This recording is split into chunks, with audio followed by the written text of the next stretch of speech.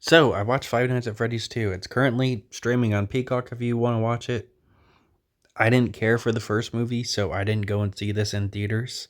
I didn't even watch the first one in theaters. I had bought it on DVD and me and a friend watched together, and we both didn't care for it. I'll say I like this movie significantly better. I don't think it's a great movie by any means, but it's at least entertaining. I've seen a lot of complaints that this movie's just more Easter eggs than plot, but I really don't see it. I think there is. It's not a good plot, but there is a plot. This movie also focuses on Vanessa more than it does, the other guy, Mike. Um, which is fine, I guess. The first movie was just like way too many flashbacks. Like they really wanted you to know that that guy's brother was dead. Like they try and make it not be flashbacks by saying it's dreams, but the movie's basically just flashbacks. This movie's opening scene is pretty fucking good too, where it's this girl who's trying to tell everybody, "Hey, there's this kid in trouble," and nobody's listening to her. None of the adults are listening to her. So she goes and saves the kid herself. Uh, but Springtrap manages to kill her, and she falls down dead. And then one of the animatronics that she was waiting on earlier to come out raises up with her in it, and it's a pretty iconic shot. Pretty instantly iconic shot. I will say the extras that are in this scene don't they do make the scene a little bit goofy. They don't do a very good job. I will say that. Like one girl's just kind of shaking her head like disapprovingly, like this is in poor taste. Like they had, like the fucking people that worked there had planned to fucking kill this little girl or something. It's just so fucking goofy. And none of them really seem to have that much of a reaction to seeing a dead little girl in front of them that just saved a kid's life. Um, it's something else. Matthew Lillard has a few scenes here and there. We get a little bit more of him, which is cool. He does a decent job. But he doesn't really get to do that much. Megan Fox plays Toy Chica, and she's not very good in my opinion. She's not terrible, like her performance and the Mortal Kombat 1 game, but you can tell it's Megan Fox, which I think a character that's supposed to be an animatronic should sound different than a famous celebrity. But what do I know? Uh I did play this game when I was in high school, or I think it was more likely middle school, because it was free on your phone and you could play the first 2 to 3 nights. So there was a little bit of nostalgia, like the fucking creepy child laughing thing. I remember that from playing the games.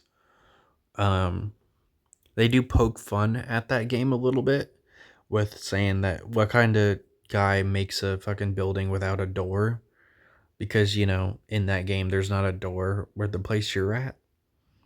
Uh, honestly, it's a pretty solid movie. Uh, the kills are slightly better. They're not more graphic by any means. It's still a PG-13 movie, which I still think a lot of people's criticism that this movie shouldn't be PG-13 is pretty dumb. When the games are rated teen, they're not rated mature. It's just video games are able to get away with more gory stuff than a PG-13 movie can. It's just like how animated movies can get away with more violence than a live action movie can. Like, take the animated DC movie Batman versus Robin, for example. It's PG-13, but they literally rip a dude's heart out in the first 10 minutes. And that movie's still pretty graphic throughout the movie. You just unfortunately can't get that in live action movies. Um, but anyway, you just can't get away with it. Most of the characters in this movie appear for like one or two scenes. They just aren't that important. Like Mangle is here, but she really doesn't do that much.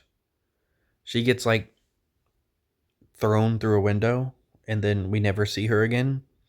Even though when she was thrown through the window, she was thrown through a window at Toy Freddy, and we see Toy Freddy later. At least I don't think we see her again. Maybe she appears again and she was just that forgettable. Uh, Balloon Boy's in like 2 scenes. He makes a little cameo.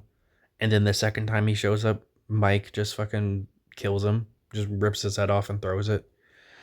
Pretty anticlimactic. I remember when I first saw him, there was this kid I was friends with in middle school that really liked Balloon Boy. He always talked about Balloon Boy. And I was like, oh, he's probably going to be happy that Balloon Boy's in here. And then the second time Balloon Boy shows up and he just gets fucking killed, I'm like, oh, he's probably not going to be happy that Balloon Boy's here. uh, this movie basically just does what the first movie does, but slightly better. It's like Vanessa is having dreams that are haunting her about her dad, Matthew Lillard's character. And the first movie is like Mike's having dreams about this dude that's haunting him, which is Matthew Lillard. It's basically the same fucking movie. Vanessa killing Matthew Lillard was kind of corny. I will say that. She faces her fears rather quickly, and the way he dies is just so corny. He gets like shot twice, and the way he falls, it's just so goofy. I don't know why they framed it like that. They could have made it more serious, but they didn't. The dude from Chucky and Final Destination Bloodlines is here, and he dies pretty quickly, which is funny because he actually survives pretty long in literally both the other things I mentioned. He dies at the end of Final Destination Bloodlines, and he dies in, I believe it's the second to last episode or the season finale in Chucky. But here he just shows up for 2 scenes and then he dies in the second scene. It's a fine movie. There's also this kid that's somewhat friends with Mike's sister. But he just kind of disappears after he gives her ideas, which he's just like, hey, why don't you fix the animatronics yourself? And then I believe that's like the last time we see him, even though he was in like 1 or 2 more scenes before that. Like he was literally just used as a plot device.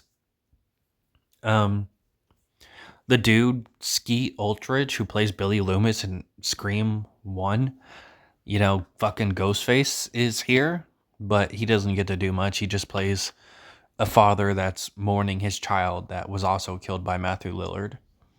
But it was cool to see him here.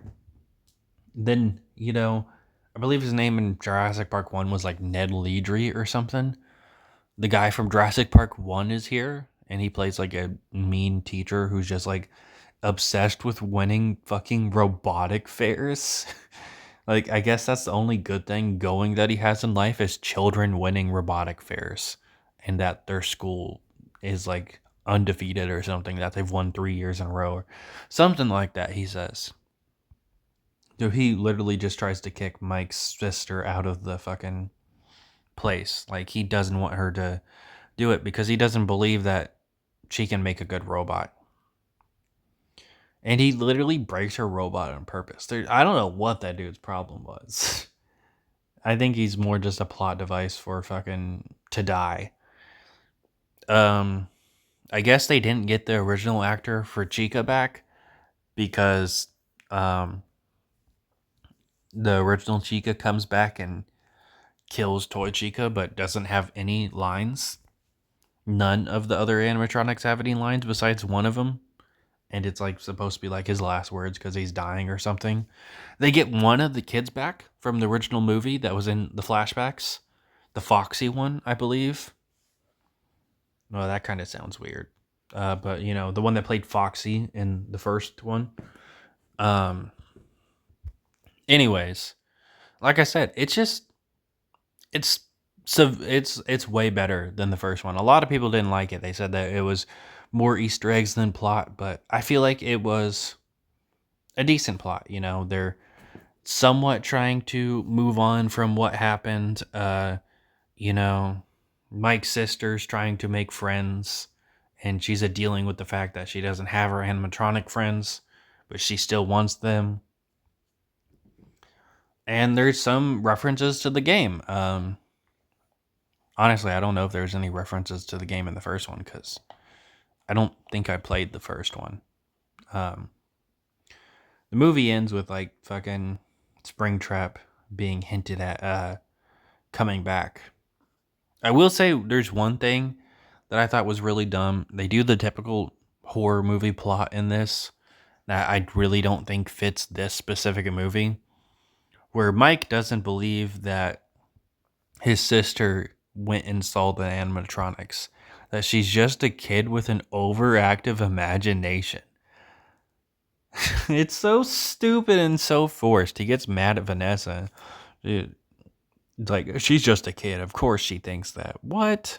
Are you stupid?